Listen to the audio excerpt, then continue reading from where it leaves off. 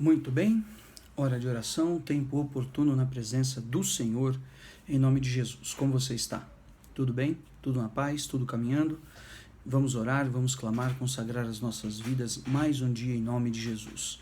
Se você tem acompanhado, você tem visto que o Espírito de Deus nos despertou para falarmos sobre o espírito de engano, sobre o enganador, como pessoas usadas pelo inimigo em sua carne, inflamadas mesmo por Satanás, acabam sucumbindo e sendo instrumentos realmente malignos, maléficos, uns para os outros, não sem consequências, mas estorvando, como dizia a minha avó, trazendo realmente uma atrapalhação, atrapalhando mesmo o caminho de muita gente. Estamos falando sobre esse espírito de engano, denunciando essa malignidade, orando e pedindo a bênção do Senhor nas nossas vidas em nome de Jesus. Falamos sobre a serpente, sobre o caso de Jacó, sobre os gibeonitas e como eles enganaram Josué e as consequências daquilo.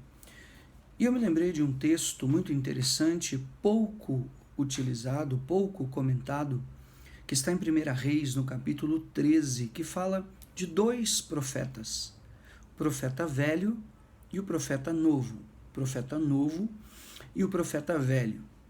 Estes dias de 1 Reis, capítulo 13, eram os dias do rei Jeroboão, adiante de Samaria e do reino do norte, e o rei Roboão em Jerusalém. Eram os dias da divisão do reino, depois do reinado esplendoroso de Davi, depois do reinado magnífico de Salomão. Jeroboão, filho de Salomão, assume o reino de todo o Israel de Deus. Mas acontece uma grande divisão desse reino, e esse homem, Jeroboão, outro dia podemos falar sobre essa divisão, não é o meu objetivo hoje, ele se torna rei adiante das tribos, exceto Judá e Benjamim, em Jerusalém, que continuam seguindo a Roboão, descendente de Davi, neto de Davi, filho de Salomão. Muito bem, esse Jeroboão, ele temendo que as pessoas, que todas as tribos, elas migrassem para Jerusalém, e assim, buscando o templo, buscando cultuar e buscar a Deus pela lei de Moisés, e se fortalecessem dessa maneira uma aliança com Roboão, ele toma algumas atitudes. A primeira, ele faz 2 bezerros de ouro. Isso está em 1 Reis, no capítulo de número 12 e no versículo 28. Pelo que o rei, tendo tomado conselhos, fez 2 bezerros de ouro e disse a todo o povo: basta de subirdes a Jerusalém. Veja, não queria que eles fossem a Jerusalém. Aqui estão os seus deuses, ó Israel, que te fizeram subir do Egito. Blasfêmia, heresia. O Senhor os fez subir do Egito e não bezerros de ouro. Aliás, Êxodo 32 já mostrava o bezerro de ouro que havia sido feito pelas mãos de Arão e toda a consequência desastrosa que aconteceu naqueles dias. Aqui, repetindo-se esse fato. Colocou um em Betel e um outro em Dan. Era como se ele tivesse colocado um bezerro de ouro mais ou menos no meio do estado de Israel e o outro na outra extremidade de Israel. E depois, mais ao sul, estaria então Jerusalém, Judá e Benjamim. De modo que as pessoas que estavam na Galileia, que estavam em Zebulon e Naftali, estavam no norte do país, já tinham lá o seu bezerro de ouro para cultuar. E quem estava mais ao centro, nas demais tribos por ali, já tinham também o seu ídolo para cultuar. E assim por diante. Esse homem, segundo, ele levantou sacerdotes que não eram da linhagem de Levi. Ele levantou sacerdotes, obviamente, para cultuarem, servirem a esses falsos deuses, a este bezerro. Agora, olhe só o que aconteceu e depois você vai compreender hoje, amanhã, nesses dias. Acompanhe mesmo, é muito importante essa mensagem, além do conhecimento que você vai ter dessa pequena porção da palavra, entender o reflexo espiritual disso. O que aconteceu? Versículo 1 do capítulo 13. Eis que por ordem do Senhor veio de Judá a Betel um homem de Deus, E Jeroboão estava junto ao altar a queimar incenso. Clamou o profeta contra o altar, por ordem do Senhor, e disse: Altar, altar, assim diz o Senhor, eis que um filho nascerá à casa de Davi, cujo nome será Josias, o qual sacrificará sobre ti os sacerdotes dos altos que queimam sobre ti incensos, e os ossos humanos se queimarão sobre ti. Queridos, que coisa impressionante diante da divisão do reino, diante de Jeroboão em Betel, uma das cidades de Israel, queimando incensos diante daquele bezerro de ouro, o outro bezerro de ouro na tribo de Dan, na extremidade de Israel, ao norte.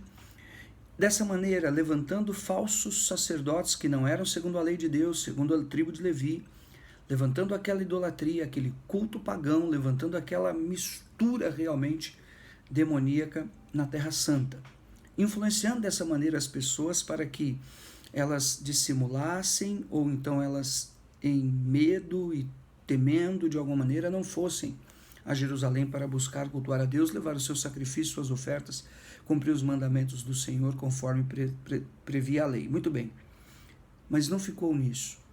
Deus levantou um homem, o Senhor levantou um profeta, diz a palavra do Senhor. Por ordem do Senhor veio a Betel um homem de Deus.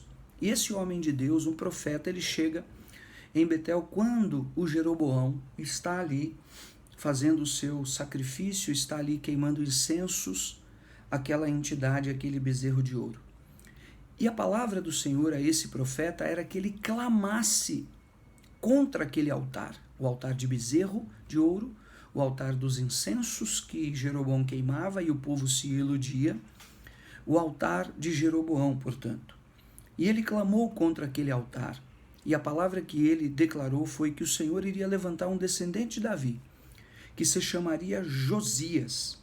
Esse seria o libertador do povo, daquela malignidade, e queria quebrar e destruir aquele altar. E no fogo daquele altar seriam sacrificados os falsos sacerdotes, ou os sacerdotes do bezerro de ouro, os sacerdotes levantados fora do sacerdócio levítico, os sacerdotes de Jeroboão.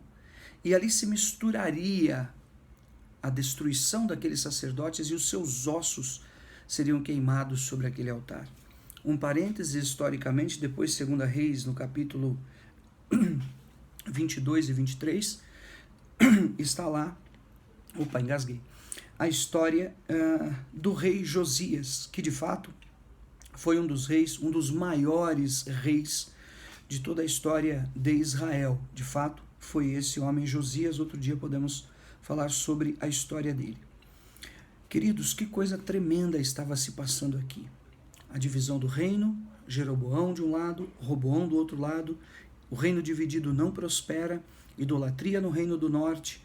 Jeroboão tomou conselhos de pessoas realmente de influência e de origem duvidosa, e ali o inimigo estava entrando cada vez mais. O Senhor levanta esse profeta que clama contra aquele altar, dizendo que Deus iria levantar um homem justo, um homem de Deus, um rei, queria destruir aquele altar e aquela malignidade. E para isso esse homem deu 2 sinais e 2 provas, está na continuidade do capítulo 13 de 1 Reis, se você tiver curiosidade em ler um pouco mais. 2 sinais ele fez. Primeiro, ele disse que o sinal era que aquele altar ele ia ser fendido, ele ia ser rachado, quebrado ao meio, e as cinzas iriam escorrer pelo meio dele. E aí, de fato, quando ele clamou, o rei Jeroboão estendeu a mão sobre ele e deu ordem para o prenderem. Quando esse rei estendeu a sua mão ficou presa, ficou ressequida, ficou estática, paralisada. E aquele alvoroço criou-se naquele momento, né? 2 sinais aconteceram.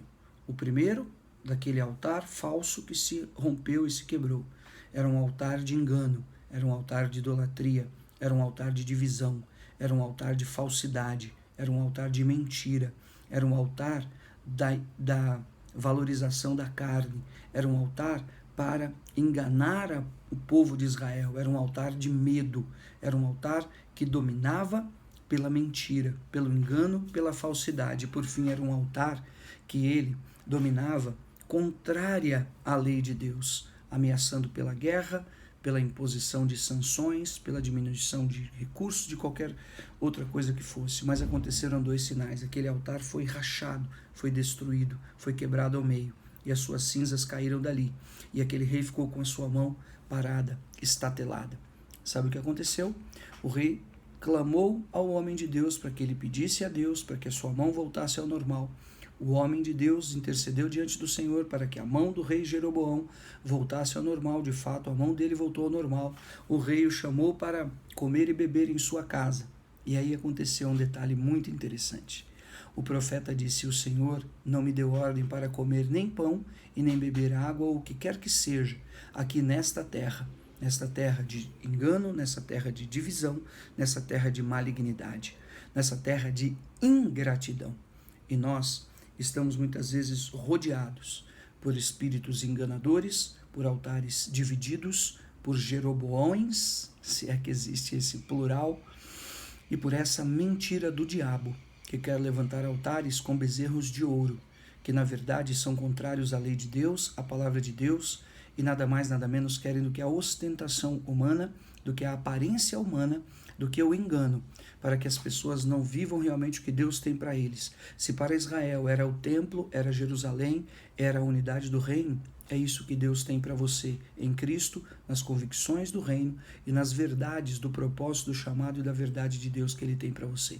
Aquele homem, Jeroboão, estendeu as mãos para o profeta. Em nome de Jesus, caia por terra toda a malignidade daqueles que se levantam contra o profeta, daqueles que por ingratidão, daqueles que por leviandade são realmente dominados no seu interior, no seu coração, por lepras, por cânceres, por úlceras, por venenos malignos da serpente enganadora, que muda o seu pensamento e faz com que elas sejam desobedientes, rebeldes, ingratas, faz com que elas vivam realmente segundo o engano e vivendo enganadas e enganando também aos outros, ao ponto de pessoas não imaginarem nem que devem algum tipo de satisfação ou de obrigado ou de respeito para com um pastor, para com uma obra, assim por diante. Esse é o espírito de engano, é o espírito da divisão, é o espírito que vai atrás de um altar dividido na corrupção, de um bezerro de ouro, o bezerro de Jeroboão. Mas, quando o Senhor envia o profeta, e a voz se levanta, e a voz de Deus se levanta na boca do profeta, ele clama contra esse altar. E talvez uma alusão, se nós somos o altar, se o homem, se o servo de Deus é o templo, veja se você não seja dividido por completo. Cuidado, guarde os teus caminhos, sonde o teu coração e diga: Senhor, vê se há em mim algum mal, para que eu possa corrigir os meus caminhos, porque Deus é Deus que endireita caminhos tortuosos, Ele é Deus que nivela os outeiros, e o poder dele, no nome de Jesus, não aceita a bravata humana. Há um cálice diante do Senhor, que quando ele transborda, ele o derrama, e as nações precisam bebê-lo completamente, em nome de Jesus. Eu quero orar por você. Amanhã e mais 2 ou 3 dias eu vou continuar com essa história, porque ela não para por aqui. Porque, por fim, esse próprio homem de Deus que clamou contra o altar de Jeroboão também acabou enganado. E amanhã eu vou te contar essa história. Pai de amor, muito obrigado pela tua palavra, que sobre ela estendo as minhas mãos. Muito obrigado. Viemos temer ao Senhor e ouvir a tua palavra, a despeito, Senhor, de sabermos que esses eram os dias da lei de Deus. Mas sabemos que a tua palavra não volta vazia, que nem só de pão viverá o homem, mas de toda a palavra que sai da boca de Deus. Assim, dá-nos graça para compreendermos, aprendermos, estruturarmos a nossa fé em convicções, em sabedoria, em direções do teu Espírito, Senhor, em comunhão, através do jejum, através da oração. Alerta-nos, livra-nos do espírito enganador, das obras da divisão, da rebeldia, das obras do inferno, meu Deus. Caiam por terra a graça e o seu favor, a sua misericórdia, venha sobre nós, venha revestir as nossas vidas e venha confirmar uma obra, Senhor, de santificação. Segui a paz com todos e a santificação, sem a qual ninguém verá o Senhor, está escrito. Resisti ao diabo e ele fugirá de vós, está escrito. Deus é que livra o profeta, Deus é que dá graça ao seu servo, Deus é que supre ao seu ungido. e assim o Senhor te levante em honra e livre de todo mal e de toda consequência do mal. O Senhor esteja contigo para te abençoar em nome de Jesus. Pai, eu clamo e abençoo os enfermos, os acamados, os aflitos, os desesperados, porque Tu és Deus curador. Tu és Deus, Pai, nos céus e na terra e debaixo da terra. Todo joelho se curvará e toda língua confessará o nome do Senhor. E o nome do Senhor é poderoso para curar, para pôr em liberdade cativos e oprimidos, é poderoso para nos dar acima do que pedimos, pensamos ou imaginamos, é poderoso o Senhor para purificar leprosos, curar enfermos, ressuscitar mortos. Ele é poderoso para pôr em liberdade os cativos e os oprimidos de Satanás. Em nome de Jesus, ainda não chegou a palavra à minha boca, e o Senhor já conhece, nem olhos viram, nem ouvidos ouviram, o que o Senhor preparou para os seus servos, para aqueles que o amam. E Deus é infinitamente poderoso para nos dar acima do que pedimos, pensamos ou imaginamos. Receba, abra o teu coração, eu te abençoo neste dia, em nome de Jesus. Fica com Deus.